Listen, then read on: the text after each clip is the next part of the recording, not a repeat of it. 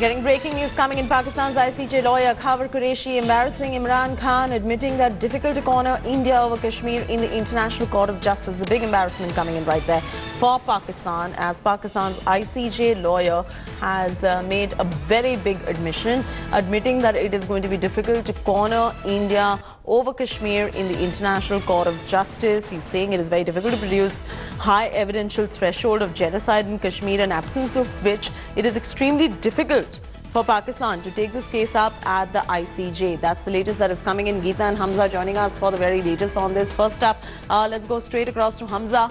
All right, so Geeta is joining us live from the newsroom, our foreign affairs editor. Geeta, walk our viewers through what Pakistan's ICJ lawyer Khawar Qureshi has said. It's a big admission coming in right there from Pakistan's ICJ lawyer, and a big embarrassment coming in for the Pakistani Prime Minister as well, as now Pakistan clearly admits that they cannot be taking this case up in the International Court of Justice, the evidence of which is not possible in terms of the genocide.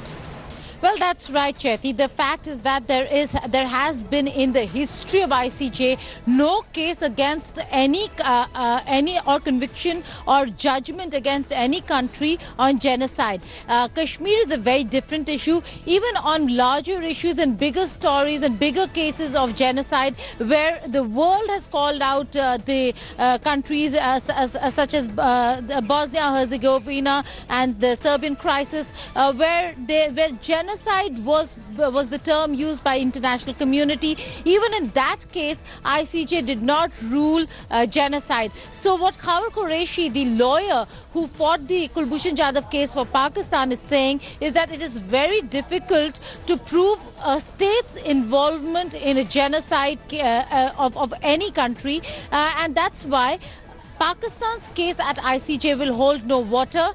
There can be no proving of genocide in Kashmir, and if that is not going to be the case, then there will be no case for Pakistan to be taking to the International Court of Justice. So very clearly spelling it out as to why it is that Kashmir cannot be raised in the International Court of Justice. To questions on both sides being signatories to not just Vienna Convention for Consular Relations, which allows jurisdiction to the gives jurisdiction to the ICJ, but also on issues related to genocide matters. Both countries are signatories. Geeta, sorry about the interruption. Continue to stay with us. In fact, we have a reaction coming in from Khawar Qureshi, who is the ICJ lawyer from Pakistan. Let's listen into what he has to say.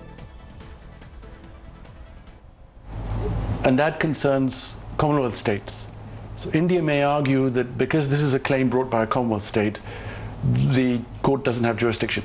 I'm just speculating because वो तो फिर कुलभूषण यादव के जो case था उसमें भी तो हमारा पॉइंट ऑफ व्यू ये बनता था शुरू में कि जी हम एक्सेप्ट नहीं करते जुरिस्डिक्शन को टोटली तौर पे। आपने यही आर्ग्यू किया कि बिकॉज बायलैटरल एग्रीमेंट है इंडिया पाकिस्तान के दरमियान 2008 का, तो आईसीजे की वियना कन्वेंशन की नहीं बनती है जुरिस्डिक्शन। लेकिन इसको कहने के लिए भी, इस मुकदमे को पेश करने के लिए भी तो आपको आईसीजे के सामने ही जाना पड़ता है। लेकिन एक बात मैंने आपकी करेक्ट करनी है, यादव केस में jurisdiction was clear.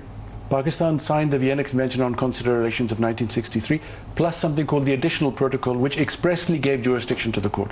Expressly. Right. Okay. So there was no issue. Lekin what about the genocide? In the genocide convention case, jurisdiction. They've both signed, but I'm just trying to identify possible arguments India may make on jurisdiction.